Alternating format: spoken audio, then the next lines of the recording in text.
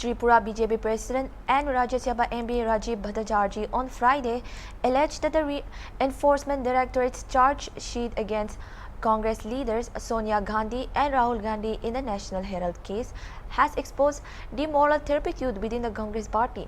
Addressing the media during a rally organized by BJP's youth and frontal organizations, Bhattacharjee stated on April 15, 2025, the ED filed a charge sheet in a rupees 2,000 crore money laundering case involving Congress leaders. The National Herald, once an institution symbolizing India's freedom struggle, was reduced to a tool for financial misconduct. He further alleged that Young India, a company with 76% of its shares owned by Sonia and Rahul Gandhi, acquired the National Herald and attempted to take control of its properties across Maharashtra, Bhopal, Kolkata and Patna. Calling it a classic case of corruption, Bhattacharjee said the BJP has consistently demanded action. He highlighted that the ED had been investigating the case since 2014 and the charge sheet marked a major development. Thousands of BJP supporters joined the city-wide rally.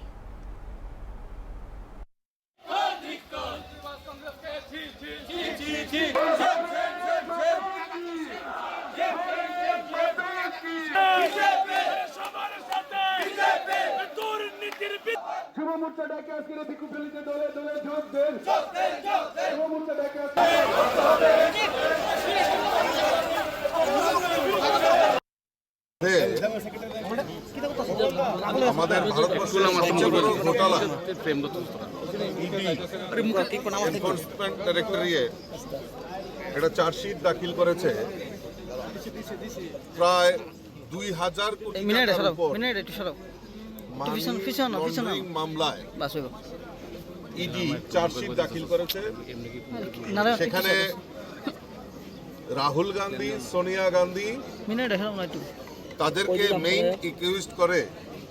একটা chargesheet দাখিল হয়েছে। অবাক করার বিষয় যে ১৯৩৭ সালে যেই সংস্থা নির্মাণ করা হয়েছিল স্বাধীনতা সংগ্রামের আওয়াজ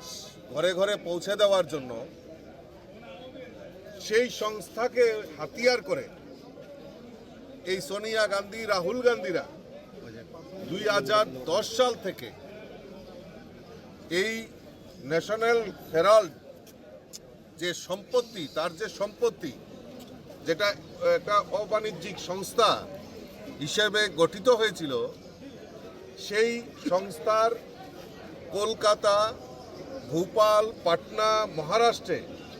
একটা বিশাল অংশের যে সম্পত্তি, এই সম্পত্তির হাতিয়ে নেওয়ার যেই ঘটনা ওনারা করেছেন, ২০১৪ সালে ইডি সেই মামলা গ্রহণ করেন। সুব্রমণিয়ম স্বামী কোর্টে সেটা মামলা করেন এবং ইডি পরবর্তী সময়ে সেটা হস্তক্ষেপ করেন এবং দফায় দফায় সোনিয়া গান্ধী, রাহুল গান্ধী, মল্লিকার্জুন খার্গে তাদেরকে জিজ্ঞাসাবাদ করার পর কলকাতা, ভোপাল, পাটনা, মহারাষ্ট্রের এই ন্যাশনাল হেরাল্ডের যে সম্পত্তি, এই সম্পত্তি সম্পর্কে বিস্তারিত তারা সেখানে ইনভেস্টিগেশন করেন ইডি এবং পরবর্তী সময়ে গত 15ই এপ্রিল 2025-এ ইডি চার্জশিট দাখিল করেছে এবং হাজারো হাজারো কোটি টাকার এই মানি লন্ডারিং মামলায় সেখানে সোনিয়া গান্ধী, রাহুল গান্ধীকে সেখানে ইডি একুইজড করেছে। এবং অবাক করার বিষয়, এই কংগ্রেসীরা দেশের কথা বলেন, রাষ্ট্রের কথা বলেন, আর এই রাষ্ট্রীয় সম্পত্তিকে হাতিয়ে নেওয়ার জন্য তারা, এই কংগ্রেসীরা ইয়ং ইন্ডিয়া কোম্পানি নামে একটা কোম্পানি ফরমেশন করেন এবং আমাদের এই যে ন্যাশনাল হেরাল্ড যে সংস্থার একটি অবাণিজ্যিক সংস্থা, তার শেয়ার হোল্ডার কিনে নিয়ে এই ইয়ং ইন্ডিয়া কোম্পানি যে কোম্পানি ফরমেশন করা হয়, সেই সমস্ত টাকা, সমস্ত সম্পত্তি ন্যাশনাল হেরাল্ডের সমস্ত সম্পত্তির মালিকানা হয়ে যান। এর মধ্যে এই ইয়ং ইন্ডিয়ার 76% শেয়ার সোনিয়া গান্ধী আর রাহুল গান্ধী, আর 24% শেয়ার মতিলাল ভুরা এবং অস্কার ফার্নান্ডেজ। আজকে তারা দুইজন নেই, কিন্তু এই সোনিয়া গান্ধী এবং রাহুল গান্ধী তারা এই দেশের যে মানুষের যে টাকা নয় করা সেটা প্রমাণিত হয়েছে। আমরা ধিক্কার জানাই।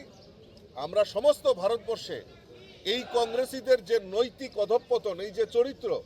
এইটা জনসমক্ষে তুলে ধরার জন্য আমরা প্রতিবাদ মিছিল সারা ভারতবর্ষে ভারতীয় জনতা পার্টির নেতৃত্বে হচ্ছে, যুব মোর্চার নেতৃত্বে হচ্ছে।